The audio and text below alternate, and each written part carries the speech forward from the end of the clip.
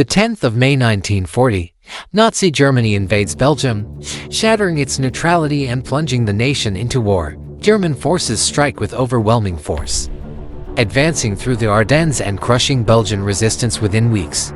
On the 28th of May, the Belgian army surrenders, and the country falls under Nazi occupation. As the swastika rises over Brussels, the occupiers impose their vision of order and control. Political parties are banned, opponents are silenced, and propaganda spreads through the streets. While many Belgians turn to resistance, others see opportunity in collaboration, believing that the Nazi victory will reshape Europe and bring them power. Among these collaborators emerges a young man who is intelligent, ambitious, and devoted to the fascist cause.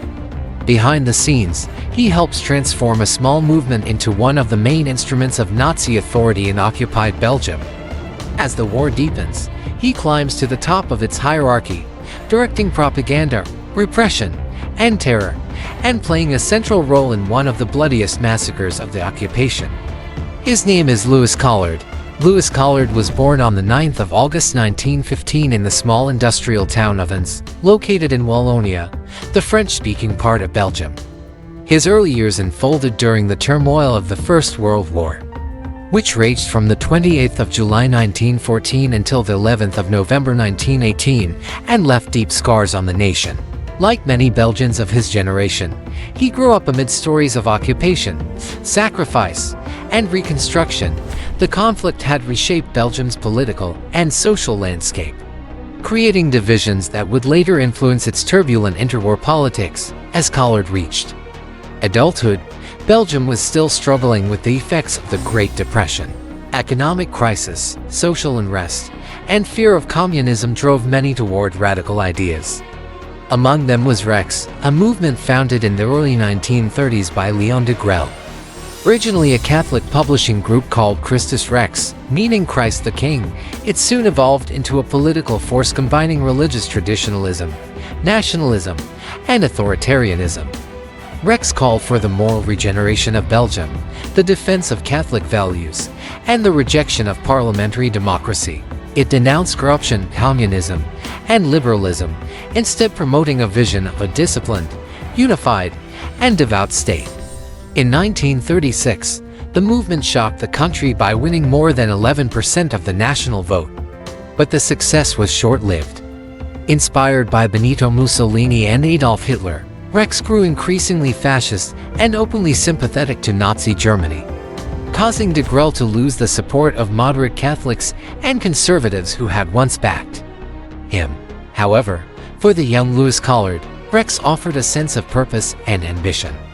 Intelligent and disciplined, he joined the movement and began working on propaganda and organizational tasks within Rex, helping to recruit new members and expand its influence. His devotion, precision, and talent for administration quickly made him stand out. The Second World War started on the 1st of September 1939 when Germany invaded Poland. When the Nazis attacked Belgium on the 10th of May 1940, the country collapsed within weeks. Leon de Grelle was arrested by Belgian authorities but later released after the German victory. Under occupation, de Grelle reorganized Rex under Nazi supervision, and Louis Collard became one of his most trusted men. He soon gained responsibility for propaganda and internal coordination. In this role, Collard forged close ties with the German security apparatus, particularly the SD, the Nazi intelligence agency, and the Gestapo, the Nazi secret state police. His ability to impose order and discipline impressed both the occupiers and de Grelle himself. By 1943, as de Grelle left for the Eastern Front to fight with the Waffen-SS, the military wing of the SS, Collard effectively took control of the civilian branch of Rex. Operating from offices in Brussels and the city of Charleroi, he oversaw the movement's collaboration with the Nazi administration. His organization spread propaganda, recruited informants, and participated in the persecution of Jews and resistance members. Rex militants, under his supervision, joined German police raids, arrested dissidents, and enforced occupation laws. Collard's Brigade B, a paramilitary unit within Rex, became notorious for its violence and cooperation with German intelligence. By 1944, as Allied troops advanced through France, the resistance intensified its operations inside Belgium. German authorities and collaborators responded with escalating brutality. Sabotage, assassinations, and ambushes were met with immediate reprisals. In this atmosphere of fear and vengeance, one of the darkest episodes of the occupation took place, the Courcelles massacre, on the 17th of August 1944.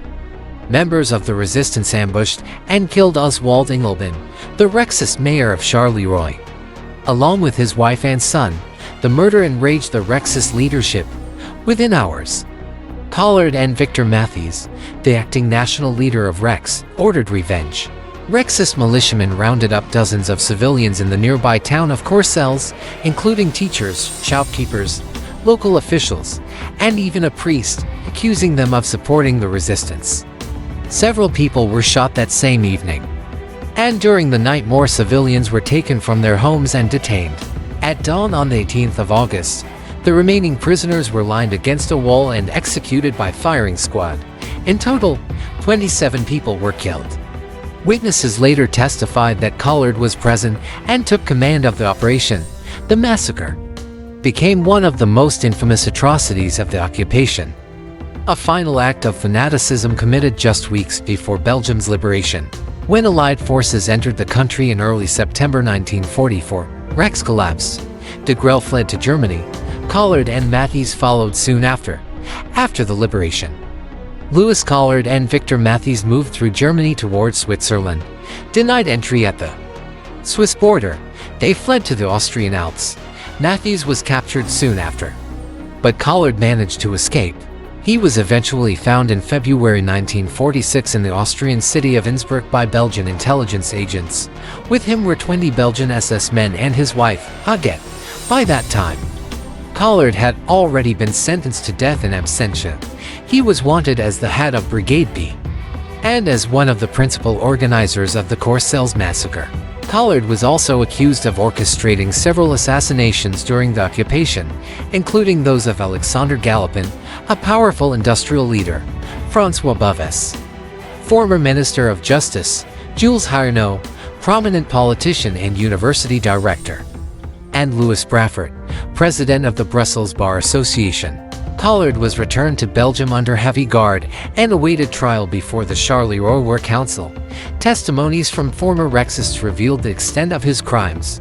One of them, Jean Avard, told the court that Collard had ordered him to gather information on Belgian Freemasonry to identify targets for assassination. The investigation had led directly to the killing of Jules Harrowing, the university director and prominent politician.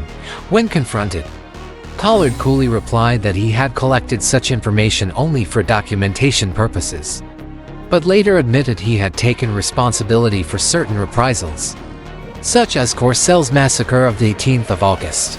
He tried to minimize his authority, claiming he had merely advised the political department, which was officially led by Notary Léon Brunet.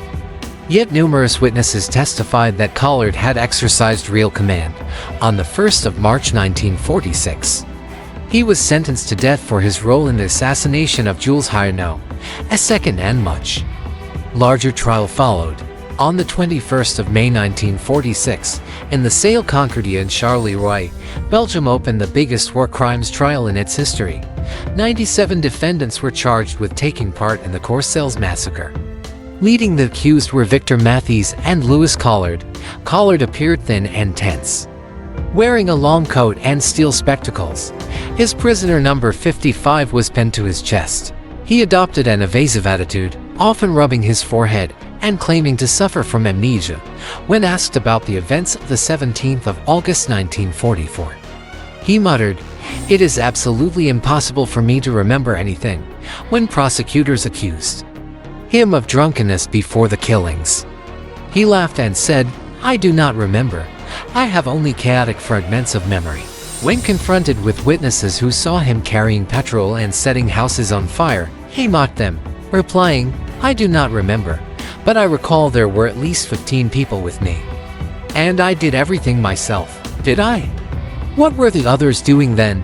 His lawyer argued that Collard had been only a secretary, following Matthes's orders, and pleaded for mercy. But after 2 months of hearings and testimony from 147 witnesses, the verdict was clear. On the 3rd of August 1946, at 10 a.m., the Charleroi War Council sentenced both Mathes and Collard to death by firing squad. While awaiting execution, Collard attempted suicide but survived. His mental state deteriorated. Alternating between arrogance and despair, he spent his final months isolated in a small cell. At dawn on the 10th of November 1947, the sentence was carried out in the courtyard of a military barracks in Charleroi. 27 Rexist collaborators were scheduled for execution that morning. The 32-year-old Louis Collard was placed in the first group. Set for 7:30 am, though he begged for mercy, nothing could save him. After smoking his last cigarette, he appeared pale and exhausted. Guards had to carry him to the post. Because of his former military status, the ceremony required that he be stripped of rank. The insignia were torn from his coat, and the order was read aloud. A priest stood beside him, offering final absolution.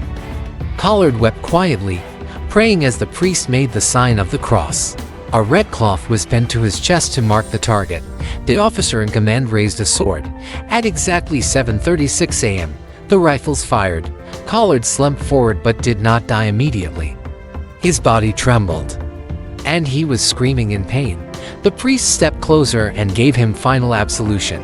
Then a gendarmerie officer drew his pistol and fired a single bullet into Collard's head, the coup de grâce. Before we end today's story, take a look at worldhistory.tv, your special destination for true history lovers. Discover exclusive documentaries and incredible stories you won't find anywhere else. Thank you for watching, and don't forget to subscribe for more.